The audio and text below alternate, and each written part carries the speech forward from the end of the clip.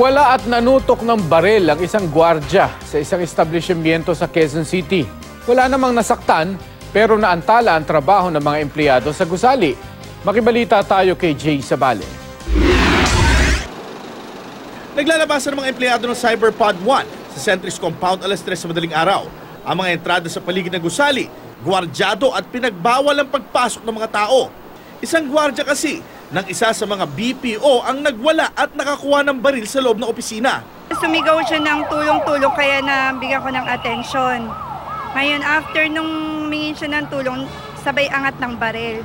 Itinutok sa lahat. Twice naman nangyari, naglabas ulit ng baril. Ang sospek kinilalang si Herminy Hildo Marsula Jr. na off-duty sa oras na iyon. Bago ang insidente, nanggaling ito sa inuman kaya languraw sa alak. Nababanggit niya na mayroong problema siya sa kanyang anak na mayroong sakit. Sinabihan na natin na we will coordinate with the appropriate agency para matulungan yung kanyang anak.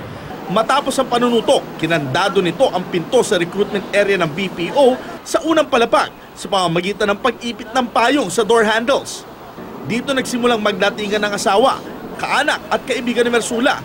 Dumating din ang SWAT ng QCPD at mga ambulansya. Tuloy naman ang trabaho sa mga opisina sa taas ng gusali.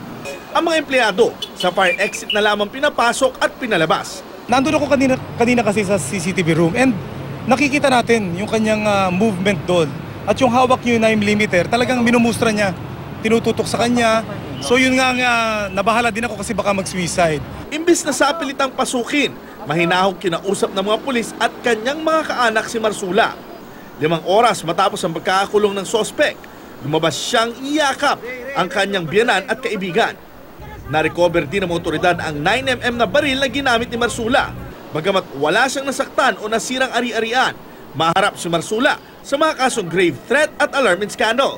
Inimbestigahan din ng mga otoridad kung may problema sa pag-iisip si Marsula na pumasa bilang armadong gwardya. Dinala siya sa QCPD Station 10. Jay Sabale, GMA News.